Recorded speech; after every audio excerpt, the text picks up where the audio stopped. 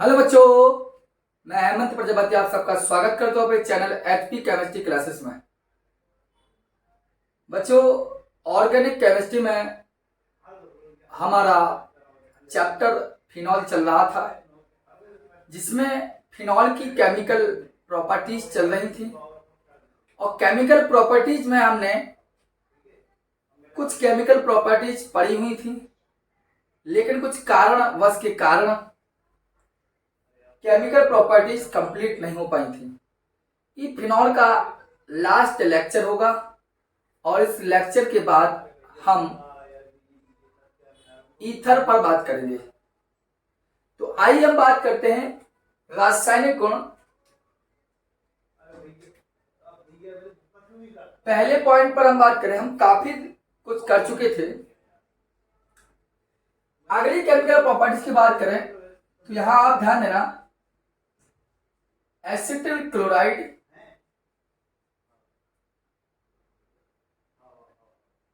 या acetyl anhydride, acetyl anhydride, acetyl chloride और acetyl anhydride से हम रिएक्ट कराएंगे किसका? फिनॉल का। अगर हम एसिटिल क्लोराइड या एसिटिल एनहाइड्राइड की बात करें तो ये आपका देखिए, आप CH3 COCl, ये एसिटिल क्लोराइड, इसकी अभी करवाई हमने फिनॉल से। देखिए, या इसी एसिटिल क्लोराइड की क्रिया न कराकर अब यदि हम एसिटिक एनहाइड्राइड से फिनॉल की अभिक्रिया कराएं, ठीक, तो आपको बताता हूं होगा क्या। प्रक्रिया सिंपल सी होगी। आपका ये क्लोरीन परमाणु हाइड्रोजन से रिएक्ट करेगा और हाइड्रोक्लोरिक एसिड क्रिएट करेगा। अब देखिए, आपका बचा क्या? CH3CO और यहां बचा, अर्थात आप इसको ऐसा ले सकते हैं कि C6H5 COOCH3, ठीक। या इस प्रकार नहीं लिखना है तो सिस्टम से लिख लीजिए इसको, CH3 था ही आपका, ये रहा CO और एक ऑक्सीजन परमाणु यहां है और हो गया C6H5। इसे हम बोलते हैं फेनिल एसीटेट। दूसरी बात, ये आपका एसिटिक एनहाइड्राइड की अभिक्रिया यदि हम फिनॉल से कराएं तो यहां देखिए एसिटिल ग्रुप 2 है, एक एसिटिल ग्रुप हमने ये निकाल के दिया, प्लस में एक एसिटिल ग्रुप हमने है, क्योंकि यहाँ क्या है? 2 एसिटिल ग्रुप। अब ये वाला ऑक्सीजन परमाणु हम जिस भी एसिटिल ग्रुप में लगाएंगे वहीं पर ये वाला H लगाएंगे। सपोज दैट हमने ये ऑक्सीजन परमाणु यहाँ लगाया तो ये H भी हम यहाँ लगाएंगे, तो बाकी सेम फेनिल एसीटेट आपका बनेगा। कहने का मतलब मेरा है कि आप फिनॉल की अभिक्रिया चाहे एसिटिल क्लोराइड से कराएं और चाहे एसिटिक एनहाइड्राइड से कराएं, बनेगा तो केवल बनेगा फेनिल एसीटेट, ठीक है। आगे यदि हम बात करें तो आप ध्यान देना, दूसरे रिएक्शन पर हम फिनॉल का हाइड्रोजनीकरण कराएंगे। हमने यदि फिनॉल का हाइड्रोजनीकरण कराया, ये आपका फिनॉल है, देखिए थोड़ा,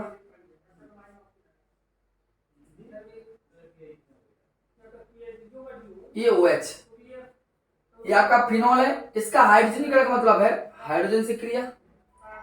जितने आप कॉर्नर देख रहे हैं, यहां यहां यहां यहां यहां सब पर हम हाइड्रोजन लगाए, क्योंकि फिनॉल का स्ट्रक्चर कैसा होता है?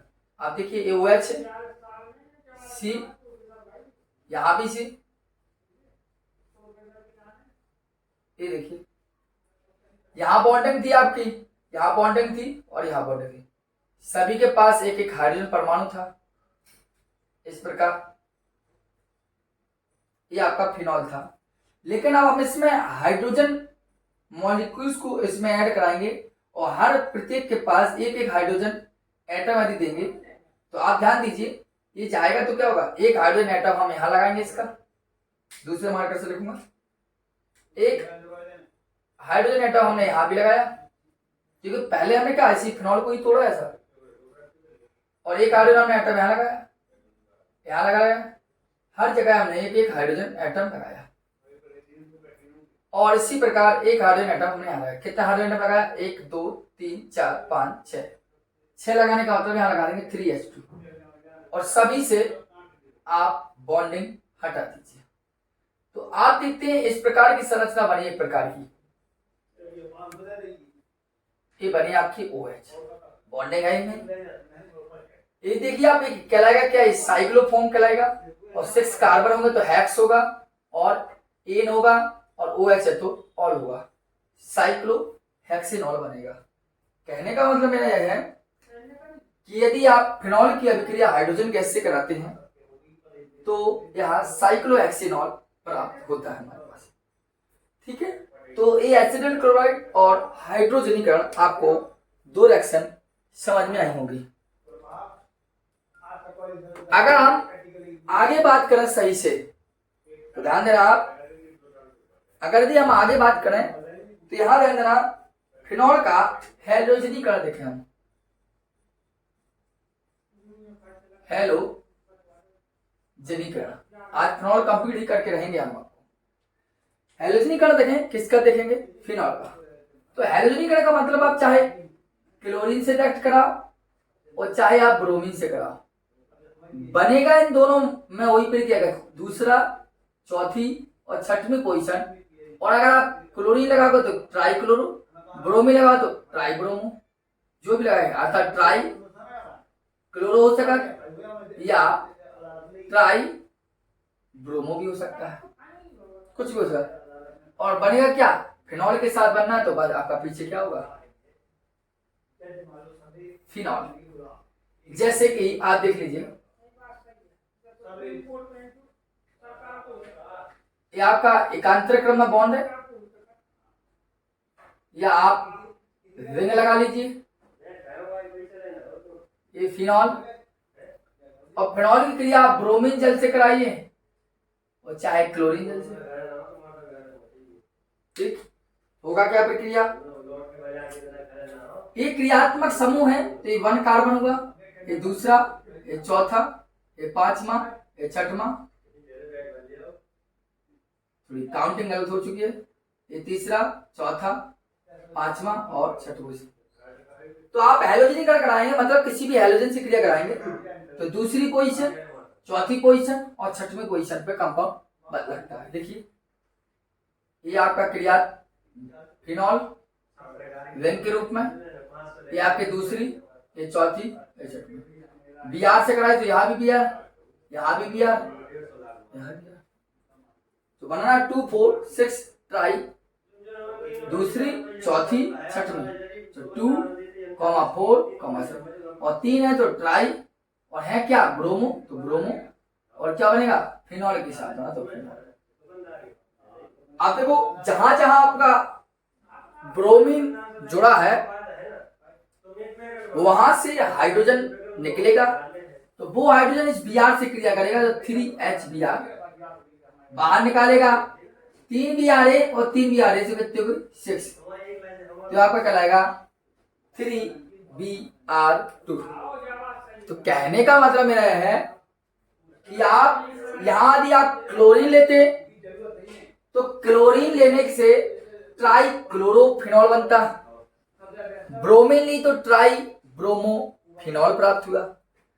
कहने का मतलब मेरा यह है कि किसी ना किसी कारण से आपका कोई कंपाउंड क्रिएट हो सकता है, बस दूसरी, चौथी और 6वीं पोजीशन पर वो कहते हैं।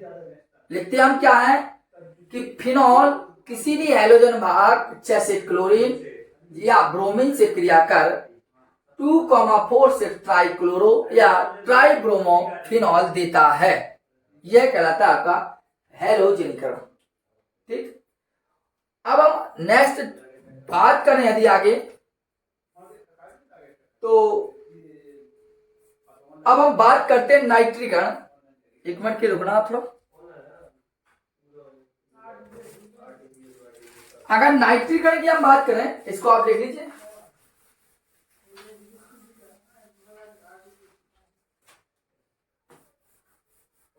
नाइट्रिक अम्ल भी आपका जो होगा वो दो टाइप का होगा। एक कब होगा, जब सधुम नाइट्रिक अम्ल लेंगे ताप की प्रक्रिया, और एक होगा जब नाइट्रिक अम्ल ठंडा होगा, बिल्कुल कोल्ड होगा, जलीय फॉर्म में होगा। जैसे पहली पोजीशन आप देखें, हमने ऐड डाली नाइट्रिक अम्ल, और नाइट्रिक अम्ल में फर्स्ट पोजीशन हमने कहा ठंडे व तनु HNO3 से, क्योंकि नाइट्रिक अम्ल जो कराएंगे वो नाइट्रिक अम्ल आपका नाइट्रिक अम्ल के साथ रिएक्ट होगा। आपको पता है नाइट्रिक अम्ल हो या सल्फोनिक अम्ल हो, तो नाइट्रिक अम्ल में नाइट्रो समूह और सल्फोनिक अम्ल में सल्फोनिक समूह ही रिएक्ट करता है। तो अगर हम ठंडे व तनु से कराते हैं तो यहां पर दो पोजीशन बनती है, ऑर्थो पोजीशन बनती है और एक पैरा पोजीशन बनती है।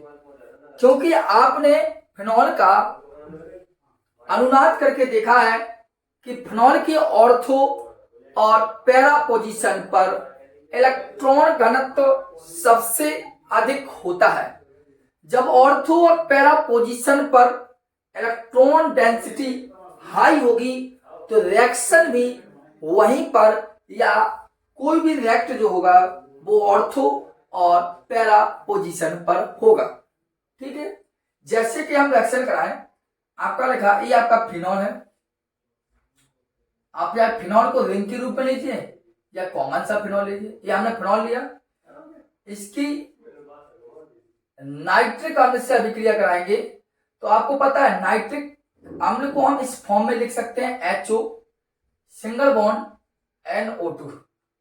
होगा क्या अभिक्रिया कि NO2 समूह या तो ऑर्थो पोजीशन पर जाएगा, क्योंकि मैं आपको तो इतनी जानकारी दे भी चुका हूं वीडियो में कि ऑर्थो पोजीशन क्या होती है और पैरा पोजीशन क्या होती है। मैंने आपको बताया था कि फंक्शन ग्रुप जिस कॉर्नर पर अटैच्ड हो और उसके बगल वाला जो कॉर्नर होता है वह ऑर्थो होता है, और ऑर्थो के बगल वाला जो कॉर्नर होता है वो मेटा, और मेटा के बगल वाला कॉर्नर आपका पैरा होता है। जैसे क्रियात्मक समय इस कोने पर है तो बगल वाला कोना ऑर्थो, इसके बगल वाला मेटा, इसके बगल वाला पैरा। इसी प्रकार यहाँ इस कॉर्नर से बगल वाला कोना ऑर्थो और ये मेटा और पैरा। तो पोजीशन बनाएगा या तो ऑर्थो पोजीशन बनाएगा या पैरा बनाएगा। क्यों बनाएगा मैं आपको पढ़ा चुका हूं। NO2 यहां जुड़ेगा या तो वो ऐसा यहां जुड़ सकता है, यहां जुड़ा तो नाइट्रोफिनॉल मतलब ऑर्थो नाइट्रोफिनॉल, या यहां ना लगा के हम पैरा पोजीशन में लगा सकते हैं। इस प्रकार आप देख लीजिए, ये OH है, इसे बोलते हैं पैरा नाइट्रो फिनॉल बनाए। दो कंडीशन है आपकी पा सकते हैं। आपका OH जो बचा है जहां से H निकलेगा वहां से वो एक जल का मॉलिक्यूल्स क्रिएट करेगा, ये कहलाती है ठंडे वाली पोजीशन। अगर इसी में हम देखें सधुम नाइट्रिक अम्ल से कराएं, सधुम नाइट्रिक अम्ल से, तो सधुम नाइट्रिक अम्ल से होता क्या है, ये पिक्रिक अम्ल बनाता है। क्या बनाता है? पिक्रिक अम्ल। पिक्रिक एसिड बोलते 2,4,6 ट्राई नाइट्रो फिनॉल बोलते हैं, फिनॉल ये बनाएगा। कैसे बनाएगा थोड़ा ध्यान देना, आपको कुछ नहीं करना, बिल्कुल सिंपल सी रिएक्शन होगी आपके लिए। ये आपका फिनॉल होगा, ठीक, ये ब्रिंग के रूप में बना हमने फिनॉल, इसकी क्रिया कराई HNO3 है। कैसा ये सधुम फॉर्म की बात करता हूं, अब यहां जला थोड़ी सकता हूं इस चीज को, तो सधुम फॉर्म की बात करूंगा तो होगा क्या, फिर क्या होगी आपको पता है। HNO3 को हम लिखते कैसे हैं, HO सिंगल बॉन्ड NO2। तो अब देखो पिक्रिक अम्ल बनता है तो आपको पता है कि जी क्रियात्मक समूह है, तो 1 कार्बन यहीं पर, ये 2, ये 3, ये 4, ये 5, ये 6। अब इतने पोजीशन दूसरे पर, चौथे पर, छठे पर कौन जुड़ेगा, NO2 जोड़ दीजिए। आपको पता हो एक फिनॉल था ही, NO2 यहां जोड़ेंगे, एक NO2 यहां जोड़ेंगे तो एक H निकलेगा, एक OH बनाएगा अर्थात एक H2 बनेगा। अब चौथे पर जोड़ेंगे तो एक OH बनेगा तो दो जल बनेगा। छठवें पर जोड़ेंगे इधर तो इस प्रकार कितने बनेंगे जल? 3, और 3 बनेंगे तो हम क्या लगाएंगे? 3 लगाएंगे। ये कहलाता है पिक्रिक एसिड। क्या बोलते हैं इसे हम? पिक्रिक अम्ल। बताइए कोई दिक्कत हो आपको? तो नाइट्रिक अम्ल मैंने बिल्कुल सिंपल फॉर्म में आपको समझाने का प्रयास किया है कि अगर नॉर्मल वे में नाइट्रिक अम्ल हो तो आपका ऑर्थो और पैरा पोजीशन बनेगी, और सधूम में नाइट्रिक अम्ल हो तो आपका अलग बनेगी। आप लिखिए इसको थोड़ा।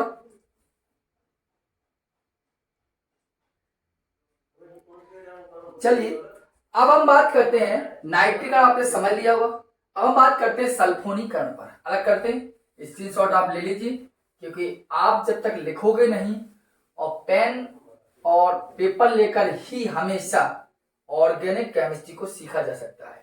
यदि आप सोचो कि हम केवल हाथ लिए और पढ़ लें तो कभी ऐसी व्यवस्था में आप अंधे ही रहेंगे कि आपको कभी भी कुछ बनेगा नहीं। इस बात ध्यान देना। आइए हम नेक्स्ट पर बात करें सल्फोनीकरण। अगर हमने हैलोजनीकरण देख लिया, अब थोड़ा सल्फोनीकरण भी देख लिया सर, होगा क्या? तो सर पूरी सिंपल सा है, प्रक्रिया होगी को ऑर्थो पैरा पोजीशन बनेंगे। क्यों बनेगी? क्योंकि वहां पर इलेक्ट्रॉन घनत्व होता है। कैसे पता? आपने रेजोनेंस सीखा है इसका, उसी के कारण होता है। अब देखिए सल्फोनीकरण करा, ये आपका फिनॉल है, ये क्या आपका? फिनॉल। और फिनॉल का सल्फोनीकरण का मतलब है सल्फ्यूरिक अम्ल से क्रिया। प्रक्रिया क्या है आपकी? आपको पता है, ये पूरा का पूरा फंडा HOSO3H होता है। ये जुड़ेगा क्या? या तो यहां जुड़ेगा और या यहां जुड़ेगा, दो में कुछ। देखिए आपने क्या किया, या तो ऑर्थो पोजीशन जुड़ेगा या पैरा पोजीशन में। देखो यहां जुड़ा तो हो गया, या यहां नीचे जुड़ सकता है आपका। देखो अच्छे से देखिए, वीडियो को शेयर भी अवश्य कीजिए, यही आपका कर्तव्य होता है एक टीचर के प्रति। इसी का बोलते हैं, इसे बोलते हैं ortho hydroxy sulphonic, ortho hydroxy benzene sulphonic अम्ल, ऐसा लिखता हूं, बेंजीन सल्फोनिक अम्ल। इसे बोलेंगे para hydroxy benzene sulphonic acid. Complete बात सुनेंगे। ये हमारा कहलाएगा नाइट्रिक अम्ल। ठीक है, आइए हम आगे बात करें। तो आपने देखा ये सल्फोनीकरण है, और सल्फोनीकरण के बाद हम बात करेंगे आप नेक्स्ट टॉपिक पर फिडर-क्रॉफ्ट अभिक्रिया के रूप में। ठीक है, फिडर-क्रॉफ्ट अभिक्रिया इंपोर्टेंट है, इस पर दो चार इंपोर्टेंट अभिक्रियाएं और हम देखेंगे। फिर कुछ अभिक्रियाएं जो होंगी जो नेमिंग रिएक्शन टाइप में होंगी, उन नेमिंग रिएक्शनों को हम आपको खुद प्रोवाइड करेंगे। ठीक है, एक अलग से लेक्चर में, केवल किसी भी दिन, या हम कल ही बात कर लेंगे आपसे। नेमिंग रिएक्शन जितनी भी अभिक्रिया होती हैं उन सब पर बात करेंगे। चलिए यहां अच्छे से बात करेंगे। हमने कहा फ्रीडल क्रॉफ्ट अभिक्रिया, यहां दो स्तर पर समझाने का प्रयास करूंगा मैं आपको। एक अभिक्रिया आप ध्यान देना मैथिल क्लोराइड से होगी, मैथिल क्लोराइड से। अगर मैथिल क्लोराइड से हम बात करें तब हम कैसे करेंगे, थोड़ा ध्यान देना। देखिए ये आपका फिनॉल है, और मैथिल क्लोराइड का मतलब है CH3Cl, और अभिक्रिया जो होगी वो होगी निर्जल AlCl3 की उपस्थिति में। होना क्या है कि CH3 समूह या तो यहां जुड़ेगा यहां पैरा पोजीशन पर, प्रक्रिया वही होगी, या ऑर्थो या पैरा। अब वहां से H निकलेगा तो HCl हो जाएगा आपका, बाकी आप या तो ऑर्थो पोजीशन पर या पैरा पोजीशन पर। देखिए, और आपको पता है किसी फिनॉल में, यदि आपके किसी फिनॉल में मैथिल ग्रुप लग जाए तो उसे हम क्रिसॉल बोलते हैं। ये ऑर्थो पोजीशन पर लगा इसलिए और इसको बोलेंगे ऑर्थो क्रिसॉल। यह बोलता है पैरा क्रिसॉल। दो पोजीशन आपको ध्यान देना है। या इसी अभी आपकी अभिक्रिया इसी फिनॉल की CH3COCl से हो जाए, बट उपस्थिति क्या हो, उपस्थिति वही निर्जल AlCl3 एनहाइड्रेट एल्यूमिनियम क्लोराइड। तो देखिए सर ये आपका फिनॉल होगा और इसकी अभिक्रिया है ना CH3COCl। हमने आपको पहले भी कहा पोजीशन क्या होगी, इतना जो समूह है आपका या तो ऑर्थो पर या आपके पैरा पर। ऑर्थो पर जोड़ो देखो कैसा होगा, देखिए, या पैरा पर जुड़ेगा आपका देखो इस प्रकार।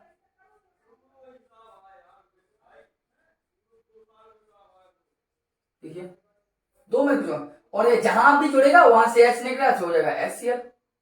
ठीक है, क्योंकि Cl बचता है आपका। इसे बोलेंगे ऑर्थो एसिटॉक्सी फिनॉल।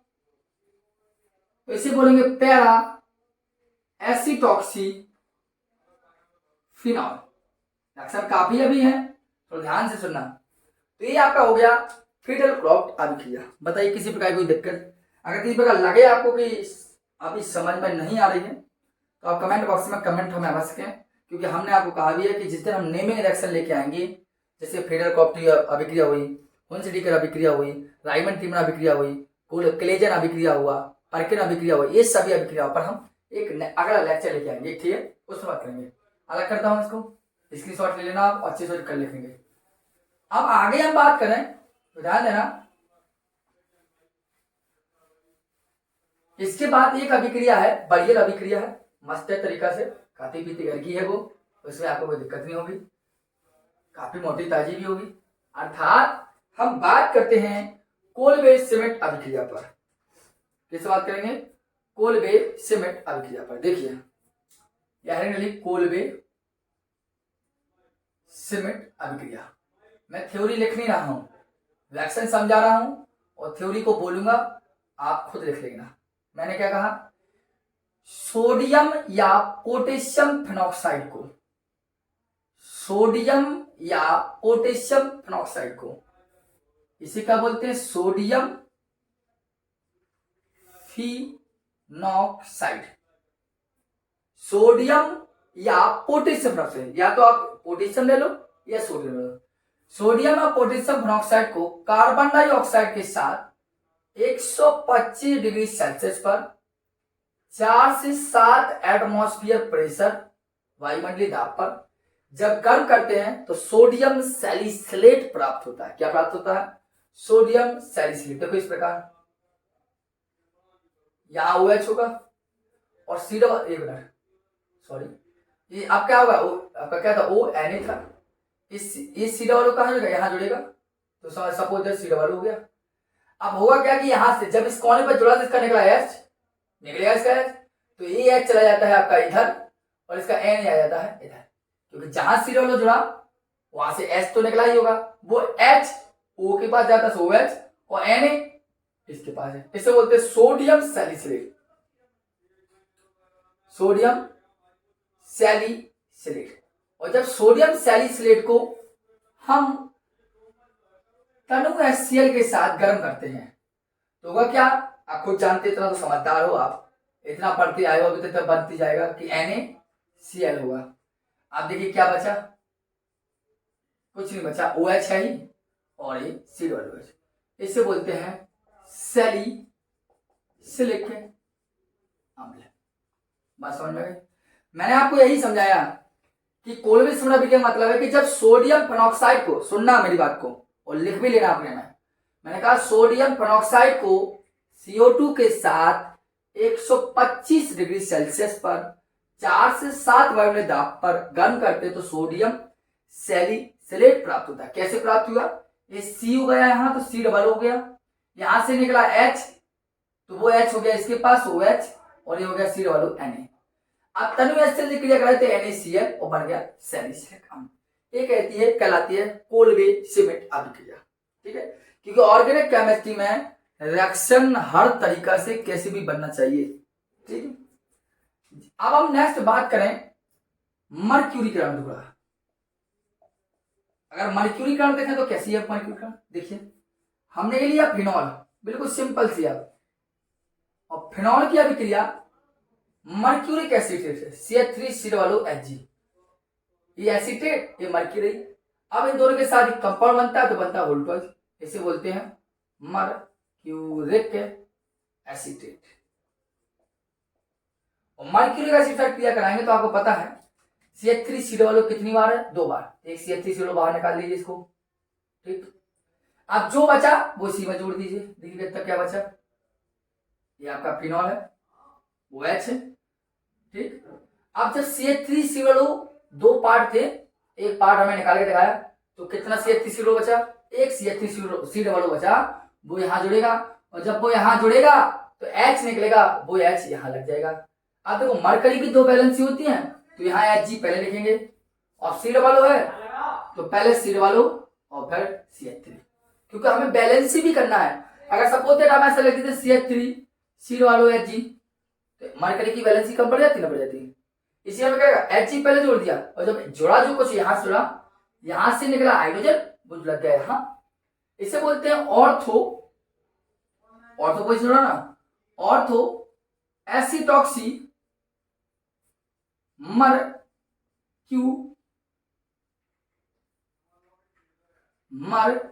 मर्क्यूरेट और फिनॉल। ठीक, ऐसा आप लिख सकते हैं। और भी कोई नेमिंग आपका हो तो आप किताब से भी देख सकते हैं, इसे बोलते हैं ऑर्थो एसिटॉक्सी मर्क्यूरेट।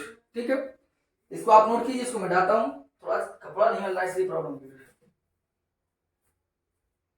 आगे ध्यान देना, कुछ अभिक्रियाएं और भी हैं, 2 अभिक्रियाएं बताऊंगा, इसके बाद लेक्चर खत्म है और आपका फिनॉल भी खत्म है। अब फिनॉल की जो भी इंपॉर्टेंट चीजें होंगी वो हम नेक्स्ट लेक्चर में आपके लिए लेकर आएंगे, इस बात को आप ध्यान देना।